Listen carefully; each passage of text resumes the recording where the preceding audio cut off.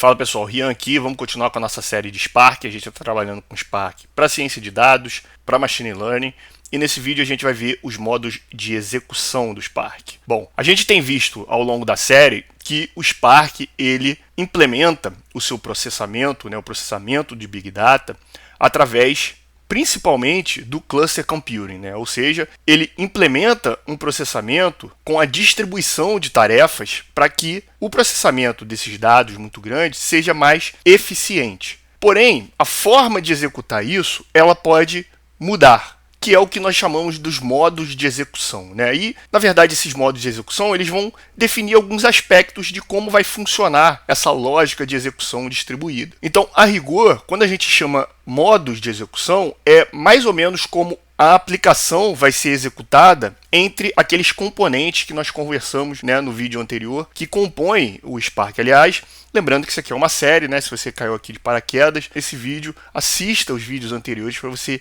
entender. Nós abordamos os componentes nos vídeos anteriores e agora a gente está vendo como eles vão ser executados. Então, basicamente, o modo de execução vai definir, vai orientar esses componentes, como eles se organizam, onde eles vão estar localizados, para que o processamento distribuído possa acontecer. A gente viu lá que nós temos o driver, o Cluster Manager e os executores.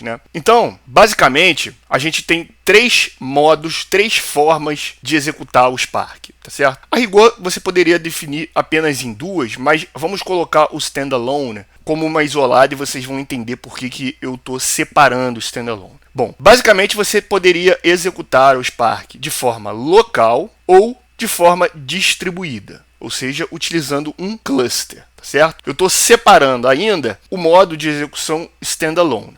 A gente vai entender o que é cada um deles. Bom, o que é o modo de execução local? No modo de execução local, basicamente o que você tem em termos de elemento ali do Spark é o próprio Driver Program. É o programa principal dele que vai estar instanciado, como a gente já viu, como um Spark Context, e os pseudo-executores, não é exatamente um executor, todos eles vão estar organizados ali, vão estar rodando na mesma máquina física e na mesma máquina virtual. Por que na mesma máquina física e virtual, Rian? Porque, como a gente viu nos vídeos anteriores, o Spark ele é escrito em Scala e utiliza também o Java. Então, o Spark ele vai precisar criar uma virtualização, criar uma máquina virtual, aquilo que a gente chama de JVM, é uma máquina virtual Java, tá certo? Para poder executar os programas de maneira que ele possa ser o que a gente chama de agnóstico. Isso significa que quando você executar o seu código em Python, quando você executar o seu código em R, independente desses códigos, isso vai ser convertido para um código único,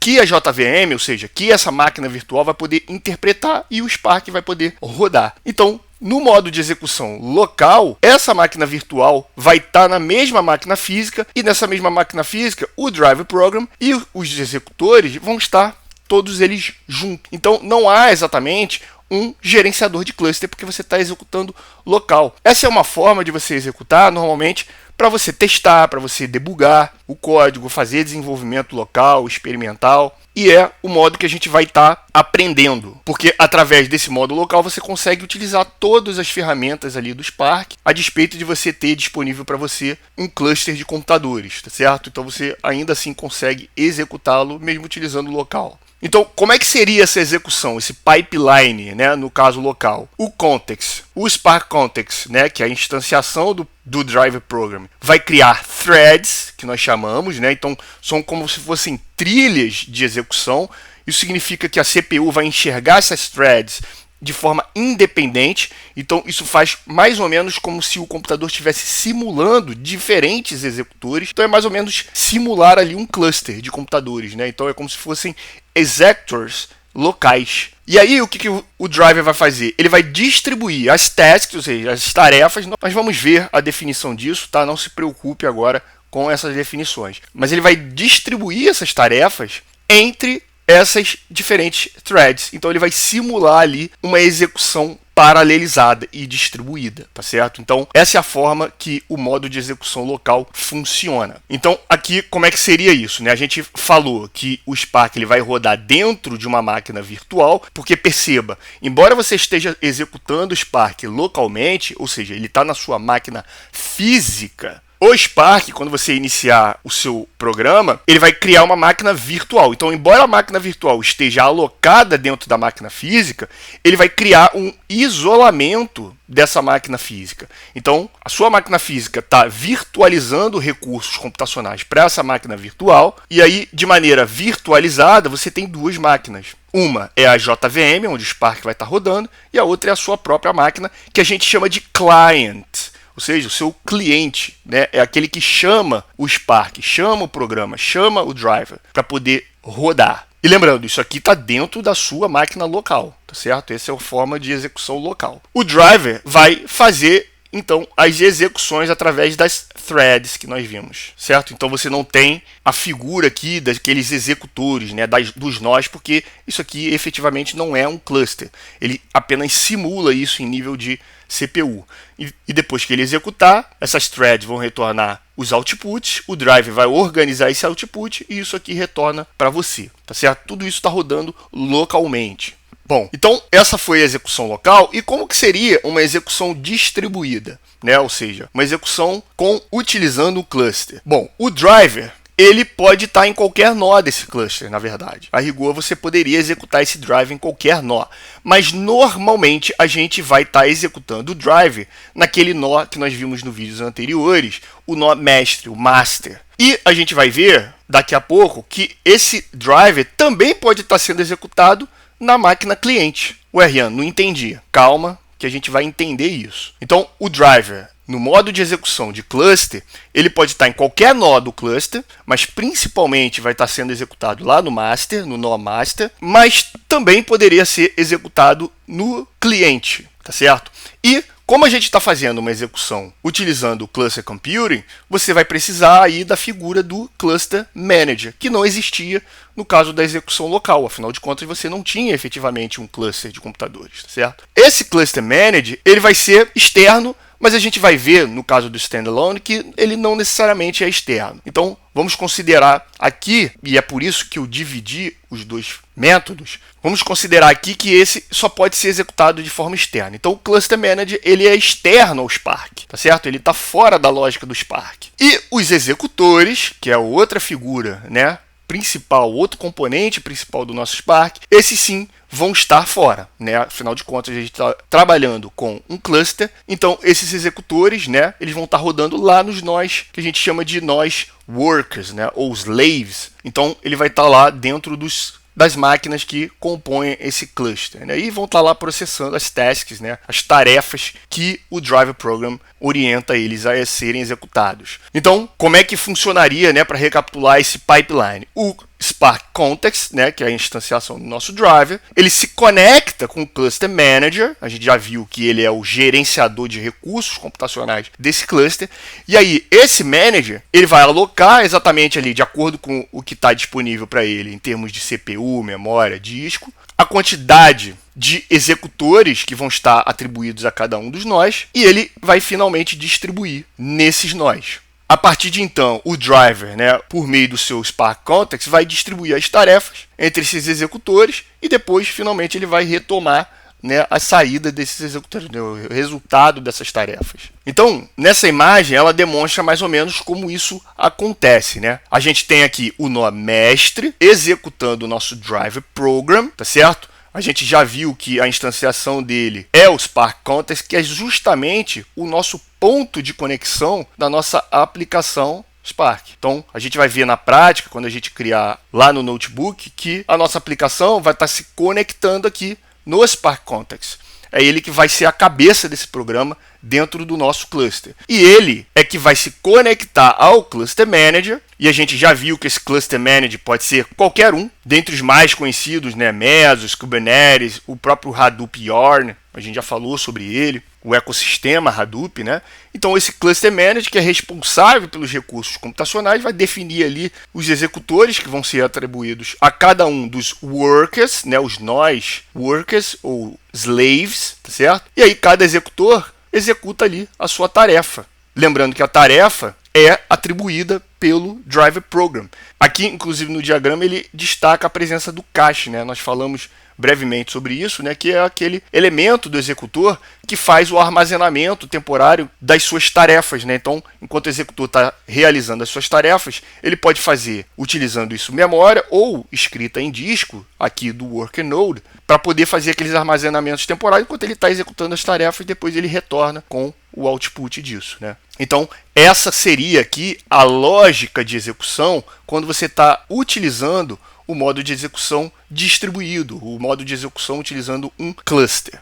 Agora é o seguinte, nós vimos nos vídeos anteriores que o Cluster Manager ele pode ter a lógica dele sendo fora do nosso Spark, certo? Ou seja, dentro da lógica do Spark, onde o Spark Context se conecta com esse Cluster Manager, que funciona de maneira independente, ele está funcionando aqui de maneira harmônica, né, de maneira coordenada com o Spark, mas ele é independente do Spark. Porém, a gente viu que a gente pode trazer o Cluster Manager para dentro da lógica do Spark quando a gente utiliza o Standalone. Então, é basicamente a gente fazer com que o Cluster Manager esteja dentro da lógica do Spark e não de maneira independente, como é quando você utiliza os Cluster Managers, como a gente está exemplificando aqui, né? O Kubernetes, Mesos, o Yarn. Então, o que seria isso, né? No Standalone, a gente vai estar utilizando, como a gente viu, a forma de execução distribuída em cluster. Isso significa que o driver, da mesma maneira, como nós vimos anteriormente,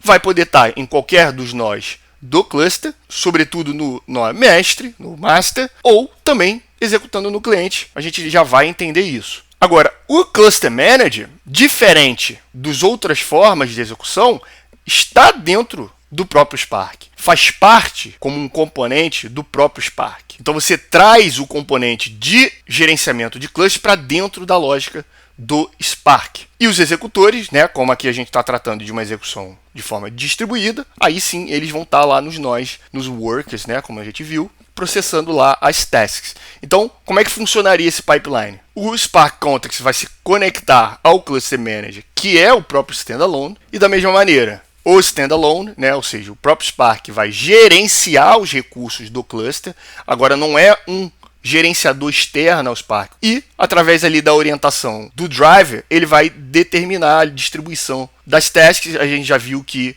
o Spark utiliza diversas metodologias, né, de DAG, de scheduler, para poder fazer isso. E no final, né, as saídas voltam ali para o driver para você ter um output. Então, como é que ficaria isso? Perceba, você passa a ter um standalone cluster, né? Um cluster sendo gerenciado, né? Os seus recursos gerenciados pelo próprio Spark. Então você tem lá, né, um cliente, aqui no caso ele está demonstrando um cliente rodando o próprio driver. Aí o Spark Context, da mesma maneira, ele conecta com o Cluster Manager, que nesse caso aqui é o próprio Spark. Então, você não tem uma lógica de comunicação com outro programa. Você está dentro da lógica do Spark, tá certo? E, da mesma maneira que a gente viu, o Cluster Manager é ele que vai gerenciar os recursos computacionais desse cluster. O Spark Context vai distribuir as tarefas, como nós estamos vendo aqui, dentre os executores. Cada work vai ter um ou mais executores, a gente vai ver isso. Então, é basicamente aquela lógica de execução distribuída, porém, aqui a lógica muda um pouco, porque o meu gerenciador de recursos do cluster está dentro do Spark. Agora, o que é esse tal de cliente que a gente viu? É assim que funciona. Quando a gente fala de execução, do modo de execução distribuído, ou seja, em forma de cluster, basicamente você pode fazer isso de duas formas. Você pode executar de maneira distribuída com respeito ao local em que o Driver Program roda, na forma de Client Mode, ou seja, modo cliente, na máquina do cliente, ou em Cluster Mode. No Client Mode, significa que o driver program, ou seja, o Spark Context, lá quando está chamando lá o Cluster Manager, ele vai estar alocado na própria máquina do cliente. Ele está fora do cluster que ele está chamando. Então você tem o cluster, mas o driver program do Spark está fora dessa rede de computadores. Esse seria a abordagem Client Mode. O Cluster Mode significa que o driver program está dentro do cluster. Então, dentro da rede de computadores, o próprio driver está lá dentro, está lá dentre essas máquinas. Exatamente no mesmo cluster dos executors que a gente viu. Então, em um dos nós, está rodando o driver program do meu Spark. E aí, isso cria duas formas de execução quando a gente fala de execução distribuída. Perceba, aqui são duas formas de execução distribuída. O cluster. Então, se você tem o modo cliente, o que vai estar acontecendo? O cliente, dentro do ambiente de execução, que a gente viu que tem a máquina física, mas também tem a máquina virtual, a JVM, né? Aquela máquina virtual que é criada para poder ser executado o Spark. Nesse modo cliente, o Spark Driver, ou seja, o Driver Program, vai estar localmente. Então, eu estou dentro do meu cliente com o meu driver sendo executado. E através dele, eu vou chamar a execução desse cluster, tá certo? Então, o meu driver está fora do cluster, fora desses nós do cluster. E o que acontece no Cluster Mode? No Cluster Mode, o meu cliente, ele não tem o driver. O meu cliente não tem o driver. O programa chama o driver que vai estar em um dos nós dentro do cluster. E aí, o driver sendo executado dentro do cluster é que ele vai chamar os demais nós para poder essas tarefas serem divididas e o processo acontecer. Então, é uma diferença singela aqui, mas importante para a gente entender a diferença do Client Mode e o Cluster Mode. Basicamente, ele se refere ao local do driver program. Então, quando você está executando de maneira distribuída, o seu driver pode estar na própria máquina cliente, que é esse caso aqui, e aí, a partir da máquina cliente, você chama o cluster, ou você pode executar no modo cluster, em que dentro da máquina cliente não tem qualquer componente do Spark. Você vai chamar esse componente que vai estar dentro um dos nós do cluster. E ali dentro, né, dentro dos nós, ele vai distribuir esse processamento. Então, aqui está uma tabelinha fazendo a comparação desses modos de execução que nós vimos, né, o Local Mode, Standalone e a forma de execução com cluster. Se quiser, pode dar uma pausa para comparar esses diversos aspectos de execução e como eles se diferenciam. Você vai perceber que na forma de execução distribuída, né, o Cluster Mode, você tem uma alta escalabilidade, ou seja, você consegue escalar, né, em termos de capacidade de processamento muito melhor, dada essa descentralização dos componentes, como nós vimos, né? Então, utilizando ali um Cluster Manager externo. No Standalone, a gente viu que quem faz o próprio gerenciamento é o Spark, pelo próprio Standalone, e no Local Mode a gente viu que a gente não tem exatamente executores, a gente não tem exatamente um processamento distribuído, máquinas distribuídas, mas ele cria threads que simula exatamente os executores, né? E a escalabilidade naturalmente vai ser muito baixa, porque você vai estar limitado a um só CPU, né? Uma só unidade ali de processamento. E bom, para esse vídeo foi isso. Se você gostou do vídeo, peço que curta, compartilha com quem você acha que possa se interessar pelo conteúdo e a gente se vê no próximo vídeo.